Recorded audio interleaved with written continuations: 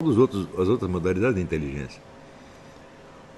Se, ao contrário, nós exigimos da inteligência algo mais para que ela mereça esse nome, e nós dizemos o seguinte: só a inteligência onde existe uma capacidade de penetração e expressão da realidade das coisas. Muito bem, então aí toda a perspectiva muda. Só que este conceito está ausente da nossa cultura.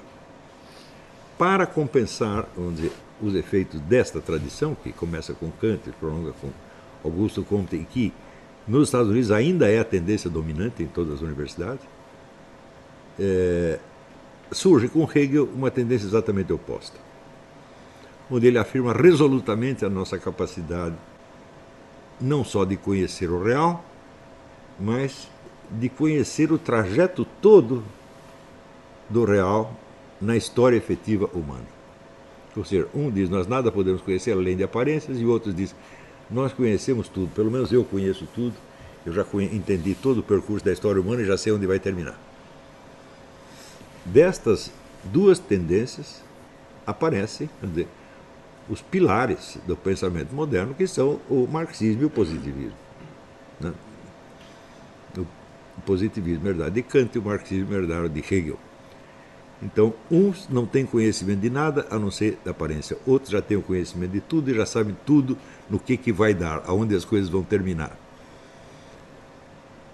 Veja, só o fato de haver essas duas tradições e de elas serem influentes na nossa educação já nos coloca num problema terrível, porque você vê que metade da humanidade se empenhou em realizar o sentido da história, tal como Hegel e Karl Marx haviam explicado, e para isso mataram centenas de milhões de pessoas. Tá certo? E para opor a isso você não tem senão o Kant, que diz, olha, eu não sei nada, você também não sabe nada. Nós não podemos conhecer coisa nenhuma a não ser aparências. E aí que está a coisa mais engraçada, porque você, na medida que você aceita esse pressuposto kantiano, você se coloca nas mãos da classe científica. Então, é como se dissesse, ninguém conhece a realidade, só quem conhece um pouco da realidade somos nós, os cientistas. Então, você sempre tem que perguntar para nós se o que você está vendo é real ou irreal. Né? E isto consagra o poder do quê? Da intelectualidade. Tem uma intelectualidade científica que comanda a sociedade inteira e é a máxima autoridade. Por outro lado, no desenvolvimento histórico da tradição hegeliana, com Marx, com o Partido Comunista, etc., etc., o poder termina nas mãos de quem? Da intelectualidade também. Então você tem dois caminhos pelos quais você consagra uma certa classe de pessoas que são intelectuais, tá certo? No poder, e tudo você tem que perguntar a eles. Ora, o que significa adestrar a inteligência de uma pessoa nesse contexto? O que é uma pessoa inteligente dentro da tradição hegeliana ou dentro da tradição kantiana? Bom, dentro da tradição hegeliana, o sujeito mais inteligente que existiu foi Joseph Stalin, evidentemente. Por quê? Era o sujeito que conseguia fazer planos e realizá-los no sentido dos objetivos propostos na tradição, tá certo? E conseguia fazer isso com uma eficiência monstruosa.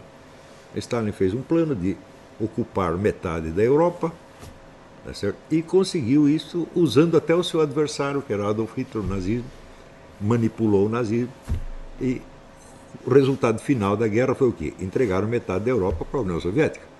A União Soviética antes era um país falido, era um terceiro mundo.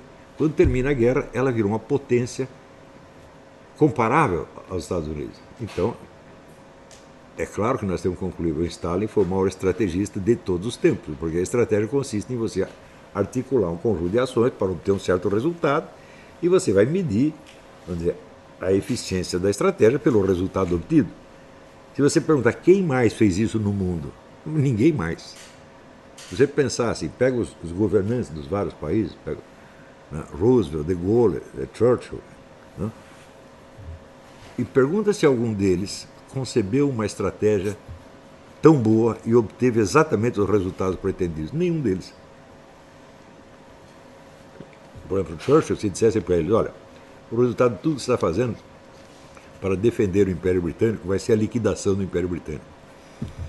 Ele ficaria mortalmente ofendido, mas, no entanto, foi isso mesmo que aconteceu. Não é isso? E se dissesse para o Franklin Roosevelt, o resultado de tudo que você está fazendo é entregar o mundo para a União Soviética. Ele também diria que não. Então você vê vários personagens